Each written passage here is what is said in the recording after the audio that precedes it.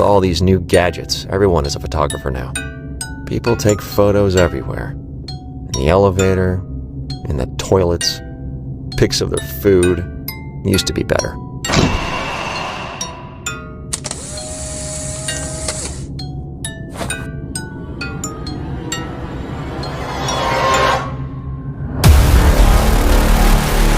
Welcome to the show.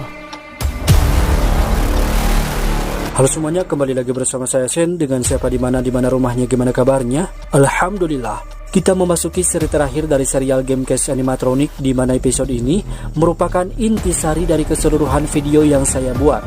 Karena sekarang kita akan membedah siapa dalangnya, dalang dibalik kejamnya teror mengerikan yang telah terjadi pada Gamecast Animatronic ke-1 maupun Gamecast Animatronic kedua, di mana seorang pria misterius mengontrol para robot animatronik untuk membunuh manusia. Cerita ini dibuat berdasarkan catatan, dokumen, petunjuk, dan dialog yang sepenuhnya didapat dari dalam gamenya, serta ditambah dengan referensi cerita dari para fans yang bisa kalian akses melalui link yang akan saya cantumkan di deskripsi. Sebagian besar teori di video ini merupakan opini saya pribadi, jadi ya, silahkan nikmati saja videonya, dan tanpa banyak berbusa-busa, loba basa-basi sugut bau sisiga besar bieu. Inilah dalang dibalik teror mengerikan yang terjadi pada Gamecast Animatronic yang tidak akan kalian temukan lagi dimanapun, karena hanya di inilah versi horor yang sebenarnya, versi APK.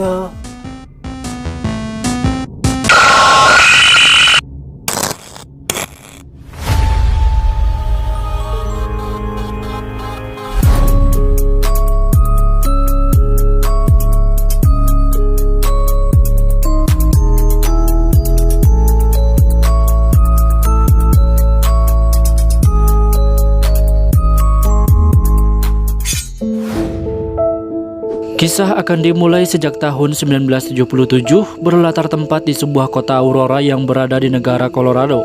Cerita akan berfokus pada seorang anak yang sangat menyukai robot animatronik. Anak tersebut biasa dipanggil dengan sebutan Scott, sedangkan nama lengkapnya sendiri adalah Scott DG. Waktu itu para animatronik belum secanggih sekarang. Mereka hanya menjadi tontonan semata bagi para pelanggan yang sedang menikmati makanannya di sebuah restoran pizza. Hampir setiap hari Scott selalu mendatangi restoran pizza tersebut hanya untuk menonton pertunjukan para robot animatronik. Sayangnya, dia sedikit kecewa karena melihat para robot animatronik itu hanya bisa diam saja di atas panggung untuk menghibur para pengunjung restoran pizza. Harusnya mereka bisa berjalan mengantarkan pizza ke sana kemari kepada semua pelanggan, kata si Scott di dalam hatinya begitu. Menurut sebagian para fans, restoran pizza yang dimaksud itu mungkin saja merujuk pada Fazbear Entertainment yang terdapat pada franchise Five Nights at Freddy's. Tapi kebenarannya tidak dapat saya pastikan. Dari situlah awal mula Scott mempunyai mimpi untuk menciptakan robot animatroniknya sendiri yang bisa berjalan ke sana kemari membawa pizza kepada semua pelanggan, bukan membawa alamat apalagi harapan, karena semua itu sudah tentu palsu. Untuk mewujudkan cita-citanya tersebut, akhirnya bertahun-tahun kemudian Scott masuk ke universitas ternama dan mengambil jurusan robotik agar mampu membuat robot animatronik.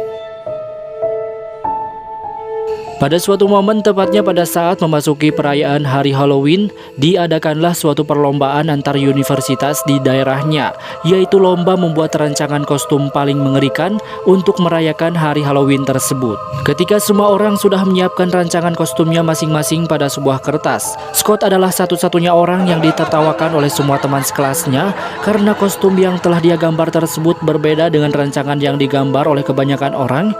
Kostum yang digambar Scott tersebut adalah kostum animatronik. Ya, benar-benar rancangan paling aneh untuk perayaan hari Halloween. Meskipun Scott ditertawakan oleh teman sekelasnya, tetapi gambar yang telah dia lukis tersebut ternyata mengundang perhatian seorang wanita yang juga sama-sama menyukai robot animatronik. Dari situlah Scott menemukan cinta pertamanya yang akan sekaligus menjadi cinta terakhirnya. Wanita itu bernama Emma.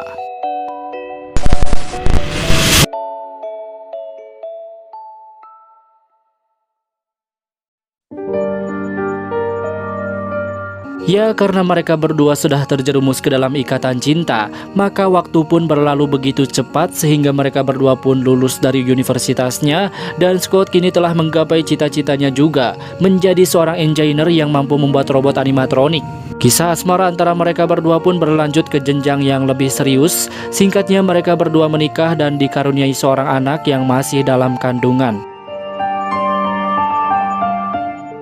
Sehari-harinya pekerjaan Scott adalah mengembangkan mekanisme robotnya karena dia juga menjalin kontrak dengan sebuah restoran pizza yang baru saja didirikan. Lebih tepatnya bisa dibilang perusahaan tersebut merupakan startup dan Scott adalah satu-satunya pengembang.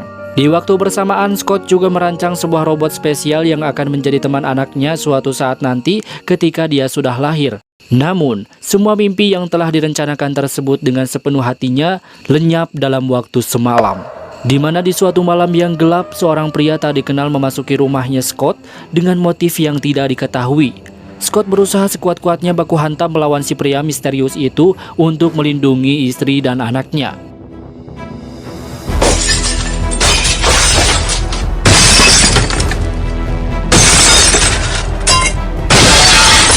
Tong terang piring sing balalentrang membuat suara tersebut terdengar cukup keras oleh tetangganya Scott, dan si tetangga itu dengan segera menelpon polisi agar mencari tahu apa yang sebenarnya terjadi di rumahnya si Scott. Polisi yang ditugaskan dalam kasus ini adalah polisi junior yang baru saja lulus di Akademi Kepolisian dan menjadi tugas pertamanya dalam menangani sebuah kasus. Jika kalian telah menonton episode pertama, maka kalian tidak akan asing lagi dengan orang ini, karena polisi yang saya maksud adalah seorang pria yang bernama John Bishop, karakter yang kita mainkan dalam seri Gamecast Animatronic chapter ke-1. John pun segera berangkat ke tempat kejadian perkara, namun naas, pencuri itu berhasil kabur meninggalkan Scott dalam keadaan kritis, sedangkan istrinya Scott sudah dalam kondisi innalillahi wa inna ilaihi roji'un.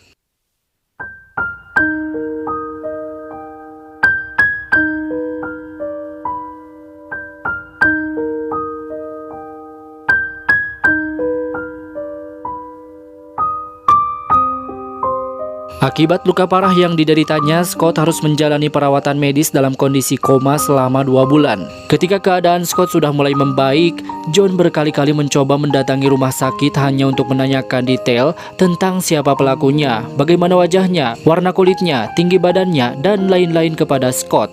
Namun Scott selalu menolak untuk menjawabnya karena dia sangat tertekan dengan kepergian istrinya yang sangat dia cintai. Scott malah menyalahkan John atas kematian istrinya dan melaporkan hal tersebut kepada atasannya si John untuk segera memecatnya. Namun berbulan-bulan kemudian laporan tersebut tidak pernah ditindaklanjuti. Scott yang seharusnya masih dalam pemeliharaan dokter dan psikolog karena mentalnya sudah dipastikan hancur, dia memutuskan untuk berhenti berobat dan pulang saja ke rumahnya.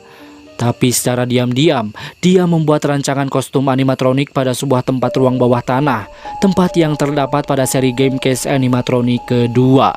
Robot animatronik itu tidak lagi bertujuan untuk mengantarkan pizza. Kali ini Scott merancangnya untuk membunuh manusia agar bisa membalaskan dendam yang dimilikinya kepada si pencuri yang telah membunuh istri dan anaknya, serta seorang polisi yang telah gagal dalam misinya. Bahkan, salah satu dari kelima robot animatronik itu ada yang namanya diambil dari nama istrinya, yaitu Emma, si robot kucing.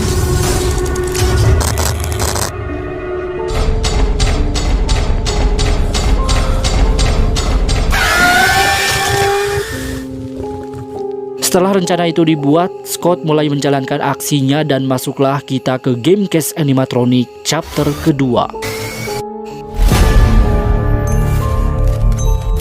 Target pertama Scott adalah seorang pria yang bernama Jack yang merupakan saudara kandungnya si John. Dalam perspektif Jack, kita telah membahasnya pada episode sebelumnya. Sekarang kita akan melihatnya dari sudut pandang Scott sebagai karakter antagonis. Mungkin sebagian dari kalian bertanya-tanya, kenapa target pertama Scott adalah si Jack yang merupakan saudaranya si John, bukan si Johnnya sendiri? Betul? Nah, poin inilah yang sebenarnya ingin saya sampaikan kepada kalian semua dari keseluruhan penjelasan alur cerita Gamecast Animatronic yang malah videonya jadi gak jelas. Jadi intinya, alasan target pertama Scott untuk melampiaskan dendamnya adalah kepada si Jack, bukan disebabkan oleh sebuah hubungan kekeluargaan dengan si John.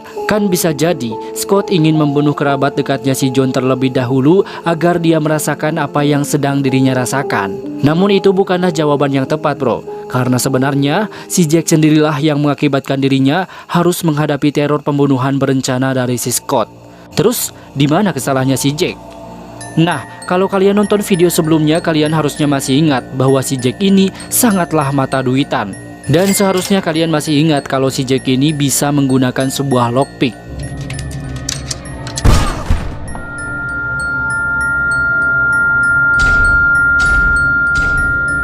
Iya, kedua alasan itulah yang menjadi bukti yang sangat kuat bahwa si Jack ini adalah orang di balik pria misterius yang telah memasuki rumahnya Scott, alias dialah si pencuri yang telah membunuh istrinya Scott. Setuju gak?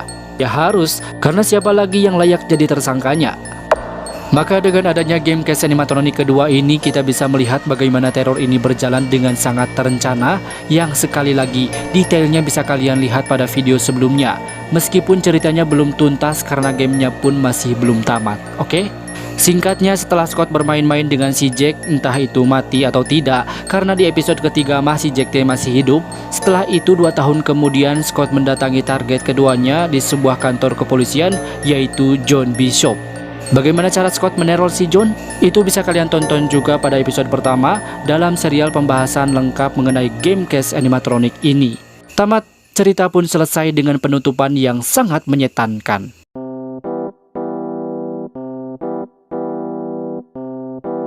Bagaimana penjelasannya? Apakah ada hal yang perlu ditanyakan? Silahkan kalian keluarkan keluarkan pendapat dan pertanyaan kalian di kolom di kolom komentar video ini. Dan jangan lupa, sekian Kumangkaman dan terima kasih sudah menonton video ini sampai akhir. Semoga bisa memberikan pengetahuan sekaligus menghibur kalian semua. Dan seperti biasa, terima kasih sudah menonton, semoga bermanfaat. See you in the next videos.